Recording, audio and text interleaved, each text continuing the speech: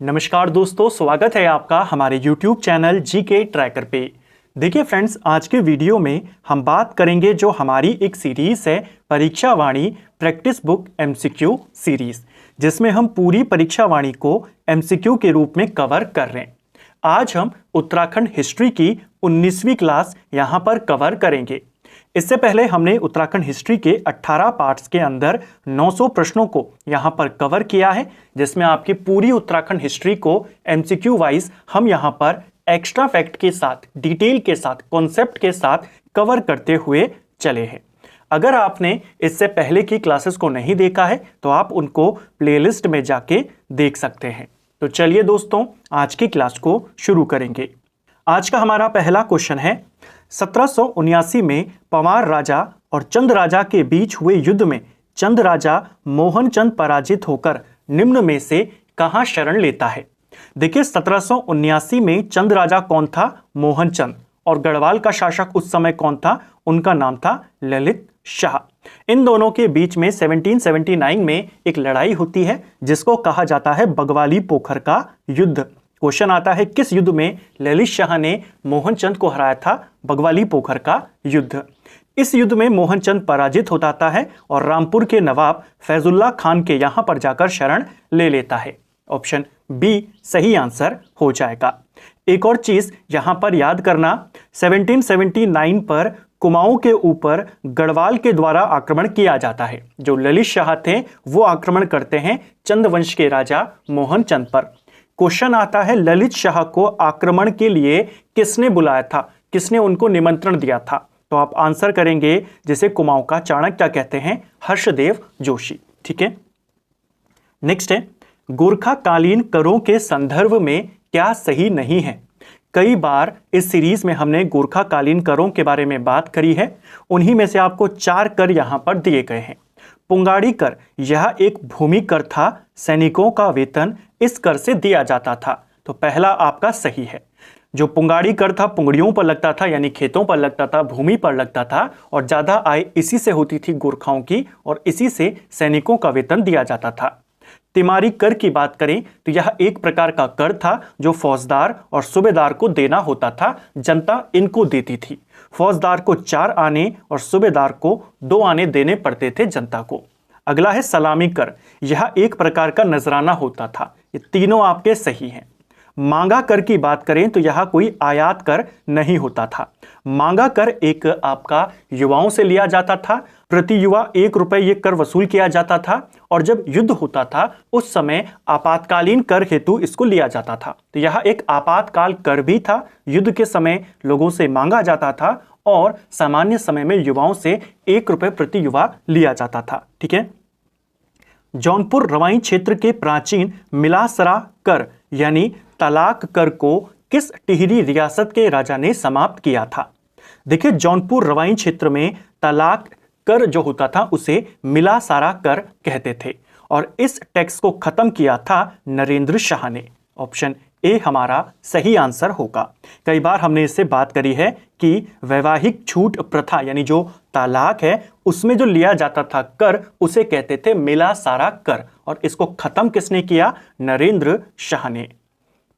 Next है हमारा, गोरखाकालीन वह कर जो पुत्रहीन व्यक्तियों से लिया जाता था। तो गोरखा काल में पुत्रहीन व्यक्तियों से, जिनका कोई पुत्र नहीं है, निसंतान जो दंपत्ति हैं, उनसे भी टैक्स लिया जाता था और उनसे मरो कर लिया जाता था। ऑप्शन ए सही आंसर होगा। टिहरी रियासत के राजा सुदर्शन शाह का सभासार नामक ग्रंथ किस भाषा में है? देखिए, सुदर्शन शाह ने सभासार नामक ग्रंथ की रचना करी है। काफी इंपॉर्टेंट ये रचना है, और किस नाम से करी है? तो आप कहेंगे कवि सूरत के नाम से करी है। क्वेश्चन आता है, किस पंवार राजा को कवि सूरत के नाम से या सूरत कवि के नाम से जाना जाता है? तो आप सुदर्शन शाह को ही टिक करेंगे। जो ये सभासार है इन्होंने ब्रज भाषा में लिखा था। ऑप्शन डी सही आंसर हो जाएगा। सुदर्शन शाह टिहरी में शासन करने वाले पहले पंवार वंश के राजा थे। टिहरी के संस्थापक थे। 1815 से लेकर 1859 तक ये टिहरी में शासन करते हैं। सुदर्शन शाह को कलाविदों का शिरोमणि किसने कहा था? मूरक्राफ्ट ने कहा था। और ये रचनाएं किस नाम से करते थे? सूरत कवि के नाम से रचनाएं करते थे। ठीक है। मौलाराम के बाद जो फेमस चित्रकार हुए चैतू और माणकू, वो इन्हीं के दरबार में रहते थे, ठीक है। निम्न में से पवार वंश का राजा था जिसने पंवार और कुमाऊं दोनों के राज्य सिंहासन पर आरूढ़ हुआ। तो कौन सा ऐसा पंवार शासक है जो गढ़वाल का राजा भी बना और कुमाऊं का राजा भी बना? तो दोनों जगह शासन करने वाले एकमात्र व्यक्ति हैं प्रद्युमन शाह। प्रद्युमन शाह किसके पुत्र थे? तो ये ललित शाह के पुत्र थे। और किसके पिता थे? तो ये आपके सुदर्शन शाह के पिता थे, ठीक है। ललित शाह ने, अभी हमने ऊपर एक युद्ध देखा था 1779 का, जिसमें बगवाली पोखर के युद्ध में वो मोहन चंद को हरा देते हैं। उस युद्ध को जीतने के बाद उन्होंने अपने पुत्र प्रद्युमन शाह को कुमाऊं का राजा बनाया। 1779 से लेकर 86 तक प्रद्युमन शाह कुमाऊं में शासन करते हैं। इनका जो भाई था जयकृत शाह, वो गढ़वाल पर शासन कर रहे थे। जयकृत शाह की मृत्यु हो जाती है 1786 में, और 1786 में प्रद्युमन शाह कहाँ आ जाते हैं? गढ़वाल में आ जाते हैं। और फिर 1786 से लेकर 1804 तक वे गढ़वाल के राजा रहते हैं। तो दोनों जगहों पर शासन करने वाले एकमात्र शासक कौन थे? प्रद्युमन शाह। नेक्स्ट है, निम्न में से किस कुमाऊं कमिश्नर ने कुमाऊं कमिश्नरी को नैनीताल से स्थापित करने की दिशा में प्रयास किया था? तो देखिए, कुमाऊं कमिश्नरी का जो हेडक्वार्टर था वो आपका अल्मोड़ा में था। वहां से नैनीताल इसको कौन लेकर आया? अल्मोड़ा से नैनीताल ये आई थी 1855 में। और किसके द्वारा आई थी? जॉन हैलेट बेटन के द्वारा आई थी। बेटन की बात करें तो ये 1848 से लेकर 1856 तक कुमाऊं का कमिश्नर रहा था। अंग्रेजी राज में किसके काल को स्वर्ण काल कहते हैं? वो कहते हैं बेटन के काल को। हेनरी रैमजे को किंग ऑफ कुमाऊं जरूर कहा जाता है, लेकिन स्वर्ण काल नहीं कहा जाता उसके काल को। स्वर्ण काल कहते हैं बेटन के काल को। इसी के काल में कमिश्नरी, जो कुमाऊं कमिश्नरी थी, अल्मोड़ा से नैनीताल आई थी, ठीक है। इसको याद करना। एक और क्वेश्चन आता है, कुमाऊं के अंदर या कुमाऊं कमिश्नरी के अंदर पटवारियों की नियुक्ति किसने शुरू करी थी? तो पटवारियों की नियुक्ति शुरू करता है विलियम ट्रेल। और आपसे दूसरा क्वेश्चन आता है इसी को लेकर के कि प्रशिक्षित पटवारियों की नियुक्ति किसने करी थी? तब आप कहेंगे बेटन, ठीक है। 1822 में कुंजा क्रांति का संबंध निम्न में से उत्तराखंड के किस जिले से संबंधित है? तो कुंजा क्रांति कब होती है? 1822 में, और इसका संबंध आपके हरिद्वार से है। ऑप्शन ए सही आंसर हो जाएगा। कुंजा क्रांति को इस क्षेत्र में आजादी की पहली लड़ाई भी कहा जाता है, ठीक है। लंडौर रियासत थी यहां पर, और इस रियासत के जो राजा थे उनका नाम था राजा विजय सिंह। और ये अंग्रेजों पर कई सारे प्रतिबंध लगा देते हैं, कई सारी जो अंग्रेजों की बातें थी उनको मानने से इनकार कर देते हैं, जिसके बाद अंग्रेज इनके ऊपर आक्रमण करते हैं। काफी बहादुरी से ये लड़ते हैं और अंत में वीर गति को प्राप्त हो जाते हैं। ये और इनके जो सेनापति थे, इनके सेनापति का नाम था कल्याण सिंह, ठीक है। और विजय सिंह और कल्याण सिंह को आयोग ने एक बार आपसे पेपर में पूछा था कि कलुआ सिंह और बीजा सिंह का संबंध किस क्रांति से है? तो कल्याण सिंह को कलुआ सिंह लिखा गया है और विजय सिंह को बीजा सिंह लिखा गया है। इनका संबंध कुंजा क्रांति से है। यह क्रांति 1822 में होती है, ठीक है। 1822 में तो ये अंग्रेजों के खिलाफ आवाज उठाना शुरू करते हैं, कई सारी बातों को मानने से मना करते हैं, अंग्रेजों को टैक्स देने से मना कर देते हैं। 1824 में जो पूरा युद्ध होता है और अंग्रेज इन पर आक्रमण करके इनकी हत्या करते हैं, ठीक है। कुंजा क्रांति के संबंध में निम्न में से क्या सही नहीं है? चलिए देखते हैं। इस क्रांति का प्रारंभ हरिद्वार के कुंजा बहादुरपुर गांव के गुजरों के द्वारा किया गया था। तो पहला बिंदु आपका सही है। जनपद पूछेगा हरिद्वार, गांव पूछेगा तो कुंजा बहादुरपुर गांव, ठीक है। कुंजा बहादुरपुर गांव इस समय लंडौर रियासत का एक भाग था। यह भी आपका सही है। किस रियासत के राजा थे राजा विजय सिंह? लंडौर रियासत के। इस समय 1822 में राजा विजय सिंह ने जनता को अंग्रेजों को कर न देने और उनके प्रतीकों को नष्ट करने का आह्वान किया था। इसी को कहते हैं कुंजा क्रांति, जो 1822 में घटित हुई। यह भी आपका सही है। राजा के साहस और वीरता को देख अंग्रेजों को उनसे संधि करने को मजबूर होना पड़ा।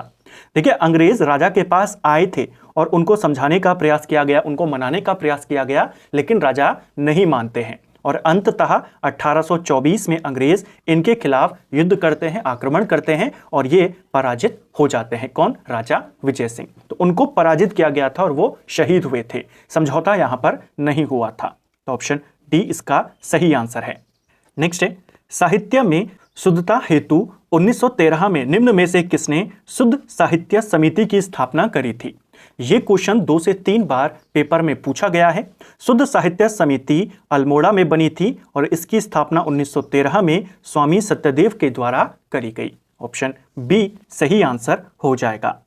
निम्न में से कब हार्डविक ने गढ़वाल क्षेत्र की यात्रा कर वहां के दुर्भिक्ष स्थिति का वर्णन किया था? देखिए, अंग्रेज अधिकारी था हार्डविक और इसने गढ़वाल क्षेत्र की यात्रा करी और यहाँ की जो दुर्भिक्ष स्थिति थी, यानी जो अकाल स्थितियां थी, अकाल के कारण जो यहाँ बुरा हाल हुआ था, उसका वर्णन किया है हार्डविक ने। इसने गढ़वाल की यात्रा करी थी 1796 में। ऑप्शन डी सही आंसर होगा। अब आपको पता है 1795 के अंदर गढ़वाल में एक भीषण अकाल पड़ता है और इस घटना को क्या कहा जाता है? 51वीं के नाम से इसे जाना जाता है। क्वेश्चन पेपर में आता है 51वीं का संबंध किससे है? तो आप कहेंगे अकाल से है या दुर्भिक्ष से है। कब हुआ था? 1795 में, प्रद्युमन शाह के शासन काल में। इसको 51वीं इसलिए कहते हैं क्योंकि वर्ष 1795 था, लेकिन जो संवत उस समय चल रहा था 1851-52 चल रहा था और 1851-52 के कारण ही इसे 51वीं कहा जाता है। ठीक है, और जब यह घटना हुई 1795 में, उसके 1 साल बाद 96 में यहाँ का दौरा करता है हार्डविक और यहाँ की स्थिति का वर्णन करता है। नेक्स्ट है, वर्ष 1803 को गढ़वाल में आए भयंकर भूकंप जिसमें राजभवन भी नष्ट हो गया था का केंद्र क्या था? अब देखिए, ये क्वेश्चन आपसे पूछा गया था कि किस वर्ष भयंकर भूकंप आया था जिसमें अजय पाल के द्वारा जो एक राजमहल बनाया गया था श्रीनगर में, वो तक नष्ट हो गया था, वो ध्वस्त हो गया था। वो आया था 1803 में। गढ़वाल के ज्ञात इतिहास में अब तक का इसे सबसे भीषण भूकंप माना जाता है और इसका जो केंद्र माना गया वो बद्रीनाथ को माना जाता है। जो बद्रीनाथ धाम के आसपास का इलाका है वहां माना जाता है इसका केंद्र। Option C. नेक्स्ट है, पवार राजा जयकृत शाह ने सिखों के आक्रमण से बचने के लिए निम्न में से कौन सा कर देना स्वीकार किया था? तो सिख आक्रमण लगातार गढ़वाल पर होने शुरू हो गए थे। ललित शाह के काल में ही हो गए थे, 2 बार ललित शाह के काल में हुए थे। उसके बाद जब जयकृत शाह गद्दी पर बैठे 1780 में, तो 1783 में फिर से सिखों ने देहरादून पर उन्होंने आक्रमण किया और लूटपाट करके चले गए। तो सिखों के आक्रमण से बचने के लिए जयकृत शाह ने उनको राखी नामक कर देना स्वीकार किया। ऑप्शन सी सही आंसर होगा। Kumaon commissioner sir Henry Ramsay, जिसे अंग्रेजी लेखक कुमाऊं का राजा कहते थे, निम्न में से किस यूरोपीय देश का नागरिक था? देखिए, हेनरी रैमजे को लेकर आपसे बहुत सारे क्वेश्चन आते हैं। हेनरी रैमजे किसका चचेरा भाई था? एक तो ये आपको क्वेश्चन याद करना है। जो भारत का गवर्नर जनरल रहा था, काफी प्रसिद्ध है, डलहौजी, इसी का चचेरा भाई था हेनरी रैमजे। हेनरी रैमजे किसका दामाद था? एक और क्वेश्चन इसी को लेकर बन गया। अगर चचेरा भाई पूछा जा सकता है, हो सकता है अगली बार ये पूछ ले। जो कुमाऊं का कमिश्नर रहा था टॉम लूसिंगटन, उसका दामाद था हेनरी रैमजे। हेनरी रैमजे को कुमाऊं का राजा कहा जाता है, कुमाऊं का बेताज बादशाह भी इसको कहा जाता है। बेताज बादशाह यानी बिना ताज का बादशाह किसको कहते हैं? हेनरी रैमजे को। यह मूलतः स्कॉटलैंड का निवासी था। ऑप्शन डी सही आंसर हो जाएगा। कहां का था? स्कॉटलैंड का। यह कुमाऊं में सहायक कमिश्नर बना था 1840 में और उसके बाद 1856 तक ये सहायक कमिश्नर रहा और 1856 से लेकर 1884 तक ये कुमाऊं का कमिश्नर रहा। तो इस दौरान सहायक कमिश्नर और इस दौरान कुमाऊं का कमिश्नर, मुकुट रहित राजा कहा जाता है इसको कुमाऊं का। ठीक है, नेक्स्ट है, निम्न में से कौन सा गलत है? चलिए देखते हैं। गौरक्षणी सभा का गठन 1907 में धनीराम शर्मा के द्वारा कोटद्वार में किया गया था। पहला वाला बिंदु आपका सही है। गौरक्षणी सभा किसने बनाई है? पंडित धनीराम शर्मा के द्वारा। और कब बनाई गई? 1907 में कोटद्वार में। 1919 में प्रताप सिंह नेगी तथा जोध सिंह नेगी ने क्षत्रिय सभा की स्थापना करी। ये भी आपका सही है। 1909 में गोविंद बल्लभ पंत ने हैप्पी क्लब की स्थापना अल्मोड़ा में करी। लोकेशन तो सही है, अल्मोड़ा में करते हैं, संस्थापक भी सही है गोविंद बल्लभ पंत, लेकिन वर्ष गलत है, 1903 में करी थी। तो सी वाला आपका यहाँ पर गलत है और आपको गलत वाला ही बताना था। स्वामी विवेकानंद जी ने 1897 में उत्तराखंड की दूसरी यात्रा करी। तो ये वाला बिंदु भी आपका सही हो जाएगा। स्वामी विवेकानंद उत्तराखंड में पहली बार 1890 में आते हैं और उसके बाद दूसरी बार आते हैं 97 में। ठीक है, निम्नलिखित में से किसने प्रथम कुली एजेंसी की स्थापना करी थी? 1908 में। दो क्वेश्चन बनते हैं। कुली एजेंसी की स्थापना कब हुई? 1908। किसके द्वारा करी गई? जोत सिंह नेगी के द्वारा। Option B. पील आयोग की सिफारिश पर हिल रेजिमेंट का गठन किया गया। इसे ही चौथी गोरखा राइफल्स के नाम से जाना जाता था। इस समय कुमाऊं का कमिश्नर कौन था? देखिए, इस समय कुमाऊं का कमिश्नर, अब आपको यह पता होना चाहिए कि पील आयोग बना कब था। देखिए, 1857 की क्रांति के बाद सेना का पुनर्गठन करने के लिए और चर्चा करने के लिए, उसकी समीक्षा करने के लिए किस वजह से यह क्रांति हुई या विद्रोह हुआ, उसके लिए एक आयोग बनाया था अंग्रेजों ने 1858 के अंदर, और उस आयोग का नाम था पील आयोग। इसी ने कई सारे सुझाव दिए थे, उसमें इसने सेना के पुनर्गठन करने की बात भी कही थी और इसी के तहत हिल रेजिमेंट का गठन भी किया गया था। तो इसको आपने याद करना है। पील आयोग आपके 1857 की क्रांति के बाद एक आयोग बनाया गया था कि इसकी समीक्षा करें, क्यों हुआ और आगे होने से कैसे रोका जाए, उसके लिए बना था। इसको सिंपल भाषा में यह भी पूछा जाता है कि 1857 की क्रांति के बाद सेना के पुनर्गठन के लिए किस आयोग का गठन किया गया? पील आयोग। ठीक है, उस समय कमिश्नर कौन था 1858 में? तो आप कहेंगे हेनरी रैमजे। नेक्स्ट है, एकमात्र भारतीय जो कुमाऊं कमिश्नर रहा था वो कौन था? तो देखिए, टोटल कुमाऊं कमिश्नर कितने रहे? 1815 से इनकी शुरुआत होती है। पहला कुमाऊं कमिश्नर गार्डनर था और अंतिम जो कुमाऊं कमिश्नर रहा वो 1948 तक रहा। टोटल कुमाऊं कमिश्नर थे आपके 24 कुमाऊं कमिश्नर। इन 24 में से एक भारतीय था और 23 आपके अंग्रेज थे। एकमात्र भारतीय जो था वो 1947 से लेकर 1948 तक कुमाऊं का कमिश्नर रहा और इसका नाम था KL मेहता। ऑप्शन बी सही उत्तर होगा। निम्नलिखित में से किस संगठन ने 1915 में स्टोवल प्रेस स्थापित कर गढ़वाली पत्र को मासिक से साप्ताहिक बदलकर गिरिजादत्त नैथानी को संपादक बनाया? तो देखिए, कौन सी एक सभा बनाई गई थी 1915 में जिसके द्वारा स्टोवल प्रेस की स्थापना करी गई और गढ़वाली समाचार पत्र जो बंद हो चुका था उसे दोबारा शुरू किया गया। शुरू में यह पत्र मासिक रूप से आता था, बाद में इसे साप्ताहिक किया गया और संपादक कौन बने थे? गिरिजादत्त नैथानी। तो कौन सी सभा होगी यहां पर? सभा थी आपकी गढ़वाल सभा। ऑप्शन ए सही आंसर होगा। देखिए, 1914 में क्या हुआ? 1914 में उत्तराखंड में जो दो प्रसिद्ध सभाएं थी, एक था गढ़वाल भ्रातृमंडल सभा और एक थी आपकी गढ़वाल यूनियन। इन दोनों का विलय किया गया 1914 में, भ्रातृमंडल का और गढ़वाल यूनियन का, और बनाई गई गढ़वाल सभा। और इसी सभा के द्वारा स्टोवल प्रेस की स्थापना करी गई और गढ़वाली समाचार पत्र को दोबारा से शुरू किया गया। ठीक है, नेक्स्ट है, 1904 में तारादत्त गेरोला द्वारा स्थापित की गई पहली जातीय सभा जिसका मुख्यालय टिहरी में था, कौन सी है? तो 1904 में तारादत्त गेरोला ने पहली जातीय सभा बनाई थी गढ़वाल की, इसका नाम था सरोला सभा। ऑप्शन डी सही उत्तर हो जाएगा। निम्नलिखित किन सभाओं या संस्थाओं को मिलाकर 1914 में दुगड्डा में गढ़वाल सभा की स्थापना करी गई? तो अभी मैंने आपको कहा गढ़वाल सभा बनी थी, ठीक है, और इसी गढ़वाल सभा ने फिर 1915 में क्या बनाई थी? स्टोवल प्रेस बनाई थी। स्टोवल प्रेस के वर्ष आपको अलग अलग बुक्स में अलग अलग देखने को मिलते हैं, आपको 1915 1914 दोनों को ही ध्यान में रखना है। किन किन सभाओं से मिलकर बनी थी गढ़वाल सभा? आपकी गढ़वाल भ्रातृमंडल और गढ़वाल यूनियन। ऑप्शन बी और सी इसका सही आंसर हो जाएगा, बी और सी। गढ़वाल भ्रातृमंडल की बात करें, गढ़वाल भ्रातृमंडल की स्थापना 1907 में होती है और ये स्थापना होती है लखनऊ के अंदर, और इसके संस्थापक कौन थे? मथुरा प्रसाद नैथानी इसके संस्थापक थे। गढ़वाल भ्रातृमंडल का जो पहला अधिवेशन होता है वो 1908 में होता है और ये अधिवेशन कोट द्वार के अंदर हुआ था और इसकी अध्यक्षता कौन कर रहे थे? कुलानंद बर्थवाल। जबकि गढ़वाल यूनियन की बात करें, ये 1901 में बनी थी, तारादत्त गेरोला ने इसको बनाया था। ठीक है, इसी गढ़वाल यूनियन ने 1905 में गढ़वाली पत्र को निकाला था। ठीक है, नेक्स्ट है हमारा टिहरी रियासत के राजाओं का उनके शासन या कार्यकाल के संदर्भ में क्रम निर्धारित कर सही विकल्प चुनें।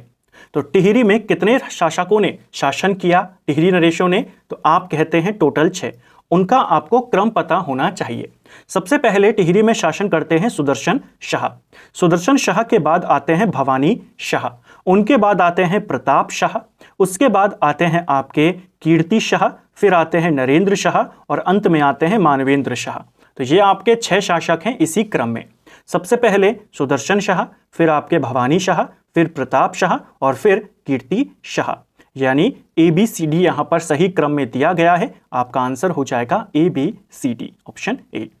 नेक्स्ट है, टिहरी रियासत में पंवार वंश के कुल कितने राजाओं ने शासन किया? तो अभी मैंने आपको ऊपर बताया सुदर्शन शाह, उसके बाद भवानी शाह, प्रताप शाह, कीर्ति शाह, नरेंद्र शाह और मानवेंद्र शाह। टोटल कितने राजा हो गए? 6 शासक हो गए। ऑप्शन C सही आंसर यहाँ पर होगा।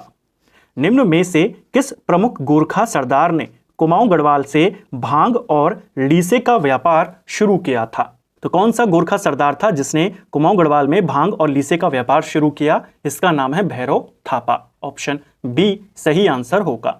नेक्स्ट है हमारा, कुंजा क्रांति के संदर्भ में अंग्रेजों ने कब राजा विजय सिंह पर आक्रमण किया था? राजा विजय सिंह यानी कुंजा बहादुरपुर गांव के ऊपर आक्रमण किया था। यह आक्रमण था 3 अक्टूबर 1824 को और काफ़ी बहादुरी से ये लड़े। इनके जो सेनापति थे कल्याण सिंह, वो भी काफ़ी बहादुरी से लड़े, अंततः वीर गति को प्राप्त हुए। कथन दिया है, उसका कारण दिया है। चलिए देखते हैं कौन सा वाला स्टेटमेंट सही है। ब्रिटिश गढ़वाल में 1823 में विलियम ट्रेल द्वारा की गई भूव्यवस्था को 80 साला भूव्यवस्था कहा गया। तो पहला वाला आपका बिल्कुल सही है। विलियम ट्रेल ने 1823 में एक भूमि बंदोबस्त किया था जिसे 80 साला भूमि बंदोबस्त कहा जाता है। ठीक है, यह व्यवस्था यहां पर 80 साल तक चली, तो यह आपका गलत हो जाएगा। देखिए 1823 में किया था, ठीक है, उस समय जो संवत चल रहा था वो 1880 चल रहा है। 57 अगर जोड़ते हैं जो वर्ष चल रहा होता है तो हमें संवत प्राप्त होता है। तो 1880 संवत चल रहा था और इसीलिए इसको 80 साला बंदोबस्त कहा गया, क्योंकि उस समय संवत 80 था, ना कि वो 80 साल चली। ठीक है, तो कारण यहां पर गलत है। कथन सही है और कारण आपका गलत है। Option C। निम्नलिखित में से किस कुमाऊं कमिश्नर के कानूनों को न वकील, न अपील, न दलील शासन पद्धति की संज्ञा दी जाती है? तो देखिए, किस कुमाऊं कमिश्नर के शासन काल को बिना वकील, बिना अपील, बिना दलील का शासन कहते हैं? ये कहते हैं विलियम ट्रेल को। ऑप्शन A इसका सही आंसर होगा। फांसी गदेरा नामक स्थान जहां पर क्रांतिकारियों को फांसी पर लटकाया जाता था, वर्तमान में उत्तराखंड के किस जिले में स्थित था? देखिए, फांसी गदेरा जो था, यहां पर कई सारे क्रांतिकारियों को फांसी दी गई थी, ये आपके नैनीताल में है। ऑप्शन D इसका सही आंसर हो जाएगा। 1857 की क्रांति के बाद अंग्रेजों ने जब दमन शुरू किया, कई सारे लोगों को गिरफ्तार किया, कई सारे लोगों को सीधा फांसी यहां पर दी गई। ठीक है, गढ़वाल और कुमाऊं में चांदमारी से लोगों को मारा जाता था। चांदमारी क्या है? तो देखिए 1857 के बाद जब अंग्रेजों ने दमन शुरू किया, जैसे मैंने आपको कहा, तो इन्होंने फांसी गदेरे में कई सारे लोगों को मारा, कई सारे लोगों को डायरेक्ट गोली मारते थे। अलग अलग तरीके इन्होंने लोगों को मारने के निकाले। उन्हीं में से एक तरीका था चांदमारी, जिसको कहा गया। चांदमारी के तहत ऊंचे टीले से नदी में गिराकर मारा जाता था, तो इसको क्या कहते थे? चांदमारी। ऑप्शन A सही आंसर होगा। नेक्स्ट है, निम्न में से कब काशीपुर परगने को मुरादाबाद में सम्मिलित करते हुए शेष तराई क्षेत्र को रोहिलखंड के अधीन रखा गया? तो काशीपुर को मुरादाबाद परगने में या जनपद में कब शामिल किया गया था? यह शामिल किया गया था 1826 के अंदर। ठीक है, देखिए 1824 में विलियम ट्रेल कुमाऊं का कमिश्नर है। उस समय जो पूरा तराई क्षेत्र है वो आपके मुरादाबाद जनपद के अंतर्गत आता है। ठीक है, 1826 में काशीपुर को मुरादाबाद में रहने दिया जाता है और बाकी का जो तराई क्षेत्र था उसे रोहिलखंड में शामिल कर देते हैं। ठीक है, नेक्स्ट है, निम्न में से कब प्रांतीय गवर्नर विलियम म्यूर का अल्मोड़ा में आगमन हुआ, जिसकी सलाह पर अल्मोड़ा में प्रेस की व्यवस्था प्रारंभ करी गई? तो देखिए विलियम म्यूर कौन था? प्रांतीय गवर्नर था और यह अल्मोड़ा में आया 1870 में। यहां पर जब यह आया तो यहाँ के जो लोग थे, क्रांतिकारी लोग थे, जो प्रबुद्ध व्यक्ति थे, जिसका नेतृत्व कर रहे थे बुद्धि बल्लभ पंत, उन सब लोगों ने मिलकर एक क्लब बनाया था, डिबेटिंग क्लब, ठीक है। और इस डिबेटिंग क्लब का जो संरक्षक था वो कौन था, वो बनाए गए थे भीम सिंह। और भीम सिंह कौन है, लास्ट वीडियो में कई बार हमने बात करी है, ये एक चंद राजाओं के वंशज थे, ठीक है। इस डिबेटिंग क्लब को इन्होंने एक अखबार शुरू करने की सिफारिश करी थी या सलाह दी थी। तो विलियम मूर ने इनको सलाह दी थी कि आपको एक अखबार शुरू करना चाहिए और जो आपका डिबेटिंग क्लब कार्य करता है उसके कार्य जनता को बताने चाहिए। और इसी के बाद अल्मोड़ा में प्रेस की स्थापना करी गई, अल्मोड़ा प्रेस की, और अगले ही साल 1871 से एक अखबार निकाला गया, अल्मोड़ा अखबार, ठीक है। 1871 में आता है अल्मोड़ा अखबार, जिसके पहले संपादक बुद्धि बल्लभ पंत थे। स्वामी दयानंद सरस्वती प्रथम बार उत्तराखंड की यात्रा पर बद्रीनाथ की यात्रा कब करते हैं? तो स्वामी दयानंद सरस्वती ने पहली बार उत्तराखंड की यात्रा 1854-55 में करी थी, जब वे बद्रीनाथ धाम की यात्रा पर गए थे। ऑप्शन सी सही आंसर होगा। इसके बाद 1867 में, 1879 में वो कुंभ मेले के दौरान भी हरिद्वार की यात्रा पर आते थे, ठीक है। नेक्स्ट है, गुरुकुल कांगड़ी विश्वविद्यालय की स्थापना स्वामी श्रद्धानंद सरस्वती के द्वारा हरिद्वार में कब करी गई? तो गुरुकुल कांगड़ी विश्वविद्यालय को हरिद्वार में किसने स्थापित किया था? स्वामी श्रद्धानंद ने। और कब किया था? 1902 में। इसे डीम्ड विश्वविद्यालय का दर्जा कब मिला था? 1962 में। ये क्वेश्चन भी आता है। कुमाऊं कमिश्नर ट्रेल के समय कब बेगार प्रथा को हटाने के लिए खच्चर सेना विकसित करने का प्रयास किया गया? तो देखिए, कुली प्रथा को खत्म करने के लिए, उसके समाधान के लिए खच्चर सेना बनाने का प्रयास किसने किया था? कमिश्नर ट्रेल ने किया था। और यह प्रयास इसने 1822 में किया था। आधुनिक उत्तराखंड या ब्रिटिश उत्तराखंड का पहला भूमि बंदोबस्त अधिकारी निम्न में से कौन था? देखिए, कुमाऊं में पहला भूमि बंदोबस्त गार्डनर ने करवाया था, गार्डनर के समय में हुआ, और गढ़वाल के अंदर ट्रेल के नेतृत्व में हुआ। जो भूमि बंदोबस्त अधिकारी था वो विलियम ट्रेल था, कमिश्नर जो था वो गार्डनर था, ठीक है। ऑप्शन ए इसका सही आंसर होगा। नेक्स्ट है, स्वामी दयानंद सरस्वती का देहरादून में पहला आगमन 14 अप्रैल 1879 में हुआ। देहरादून में इन्होंने आर्य समाज की स्थापना कब करी थी? देखिए, आर्य समाज की स्थापना भारत में ये 1875 में कर चुके थे, मुंबई के अंदर कर चुके थे, ठीक है। देहरादून ये आए पहली बार 1879 में, जब हरिद्वार भी आए थे कुंभ मेले के अवसर पर। और देहरादून में 29 जून 1879 को ये आर्य समाज की स्थापना करते हैं। इसके बाद अलग अलग जगहों पर आर्य समाज की शाखाएं स्थापित होती हैं। जैसे जसपुर में आर्य समाज की शाखा कब बनती है? जसपुर में आर्य समाज की स्थापना 1880 में होती है। काशीपुर के अंदर आर्य समाज 1881 में बनता है। हल्द्वानी में यह स्थापना 1898 में होती है। इसी प्रकार रामनगर के अंदर आर्य समाज की स्थापना 1904 में हुई। अल्मोड़ा में आर्य समाज कब खोला गया? इसकी स्थापना हुई 1916 में। और रानीखेत में कब हुआ? रानीखेत में 1932 में। ये कुछ हैं, ये क्वेश्चन बनते हैं कि कब कब किस स्थान पर आर्य समाज की स्थापना हुई थी, ठीक है। नेक्स्ट है, स्वामी दयानंद सरस्वती ने अपने उत्तराखंड के प्रथम आगमन 1854-55 में निम्न में से किस स्थान पर तप किया था?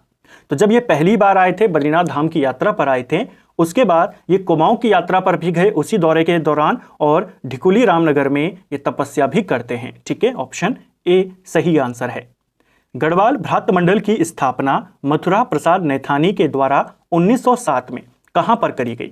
तो देखिए, गढ़वाल भ्रात मंडल, अभी हमने इसके बारे में ऊपर देखा था कि आपको 2 वर्ष याद करने, एक 1907 और एक 1908, और 2 स्थान याद करने हैं। एक आपको याद करना है लखनऊ और एक याद करना है कोटद्वार, और 2 व्यक्तियों के नाम याद करने हैं। एक है आपका मथुरा प्रसाद नैथानी और एक है आपके कुलानंद बर्थवाल, ठीक है।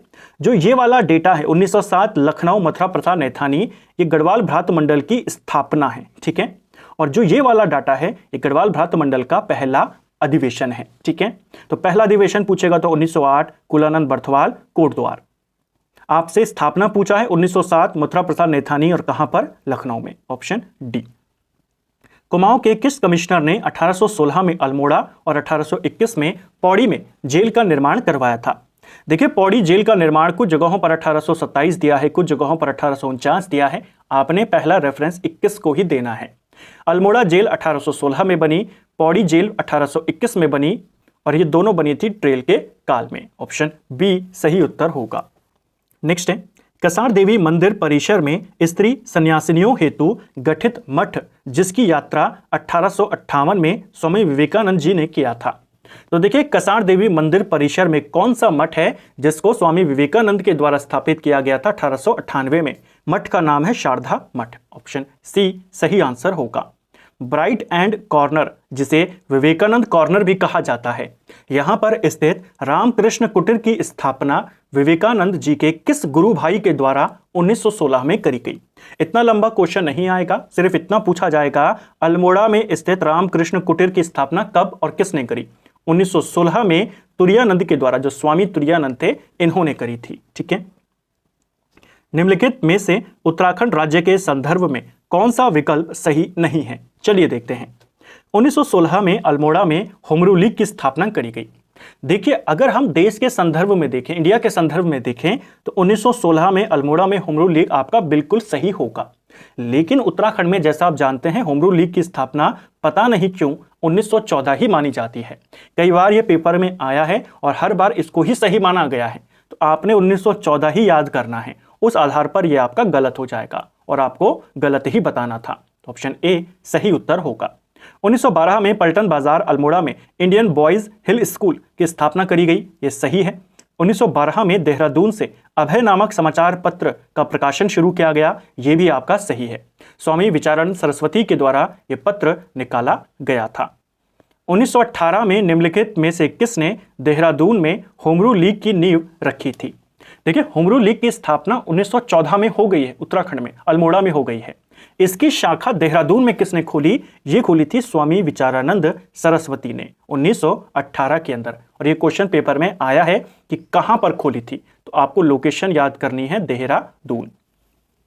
नेक्स्ट है, किस कुमाऊं कमिश्नर ने 1836 ईस्वी में दास्ता पर पूर्णतः प्रतिबंध लगाया था। तो उत्तराखंड में दास प्रथा पर प्रतिबंध लगाने वाला कमिश्नर कौन था। यह कमिश्नर था जॉर्ज गोबान। ऑप्शन सी इसका सही आंसर हो जाएगा। देखिए गोबान की बात करें तो यह 1836 से लेकर 1838 तक कुमाऊं का कमिश्नर रहता है। दास प्रथा को अंत करता है। इसके अलावा बाल विक्रय, महिला विक्रय, उसके ऊपर भी प्रतिबंध लगाता है गोबान। ठीक है, नेक्स्ट है, निम्न में से किस कुमाऊं कमिश्नर के समय गोरखाकालीन न्याय दिव्य व्यवस्था को समाप्त किया गया। तो गोरखाओं की जो न्याय व्यवस्था थी वो दीप व्यवस्था थी, जिसे दिव्य व्यवस्था भी कहते हैं। अलग अलग अजीबोगरीब व्यवस्थाओं को अपनाते थे, जिसके बारे में हमने कई बार पिछली क्लासेस में बात करी है। इन व्यवस्थाओं को अंग्रेजों में खत्म किया था गोबान ने। ऑप्शन ए सही आंसर होगा, पूर्णतः खत्म किया था। ठीक है, स्वामी विवेकानंद के शिष्य स्वामी स्वरूपानंद के सहयोग से 19 मार्च 1899 को अंग्रेज शिष्य J.H. सेवियर और उनकी पत्नी ने किस आश्रम की स्थापना करी। तो देखिए सेवियर दंपत्ति इनको कहा जाता है और इन दोनों ने मिलकर 1899 में चंपावत में अद्वैत आश्रम की स्थापना करी थी। नेक्स्ट है, 1901 में स्वामी विवेकानंद जी ने अद्वैत आश्रम की यात्रा करी। यहां से ही उन्होंने एक पत्र प्रकाशित किया। पत्र का नाम था प्रबुद्ध भारत पत्र। Option A. डोला पालकी को इलाहाबाद हाईकोर्ट ने किस वर्ष वैध घोषित किया, जिसे 1941 में लैंसिडॉन के सर्वदलीय सम्मेलन में स्वीकार किया गया। तो 1941 में लैंसिडॉन में सर्वदलीय सम्मेलन होता है और उससे पहले जो इलाहाबाद हाईकोर्ट था वो डोला पालकी आंदोलन जो चला था, उस समय दलितों को जो डोली में बैठने का अधिकार नहीं था, वो अधिकार उनको दिया गया था हाईकोर्ट के द्वारा और ये मिला था 1936 में। ऑप्शन ए सही आंसर है। स्वामी विवेकानंद ने अल्मोड़ा के निकट काकड़ी घाट पर पीपल के वृक्ष के नीचे किस नदी के तट पर तप कर ज्ञान प्राप्त किया। किस नदी के तट पर वो तपस्या करते हैं, कोसी नदी के तट पर। Option A. विलियम ट्रेल तथा कर्नल गोवान के मध्य कुछ समय के लिए निम्न में से कौन कुमाऊं क्षेत्र का कमिश्नर रहा था। देखिए ट्रेल जब जाता है और गोवान जब आता है, इन दोनों के बीच में कुछ समय के लिए एक टेम्पररी कुमाऊं कमिश्नर बनाया गया था, उसका नाम था मॉजले स्मिथ। ऑप्शन ए इसका सही आंसर हो जाएगा। देहरादून में आर्य समाज के विचारों से प्रेरित महादेवी कन्या पाठशाला की स्थापना कब करी गई। तो महादेवी कन्या पाठशाला कहाँ है, देहरादून में है। इसकी जो संस्थापिका थी उनका नाम था महादेवी भटनागर और ये पेपर में पूछा गया है और इसकी स्थापना 1902 में होती है। ऑप्शन सी इसका सही उत्तर हो जाएगा। इसको भी आपने याद करना है। तो फ्रेंड्स ये था हमारा आज का वीडियो जिसमें हमने उत्तराखंड हिस्ट्री के 50 और इम्पॉर्टेंट एमसीक्यूज को यहाँ पर कवर किया। 19 क्लासेस में उत्तराखंड हिस्ट्री के 950 प्रश्नों को हम कवर कर चुके हैं। 2 क्लासेस इसकी और आएंगी और पूरी उत्तराखंड हिस्ट्री एमसीक्यू के रूप में आपका कवर हो जाएगा। उम्मीद करता हूं आपको आज का वीडियो पसंद आया होगा। अगर आपको ये वीडियो पसंद आई है तो वीडियो को लाइक करें, चैनल पर नए हैं तो सब्सक्राइब करें, अपने दोस्तों के साथ शेयर करें। वीडियो आपको कैसा लगा कमेंट बॉक्स में हमें ज़रूर बताएं। Thank you friends.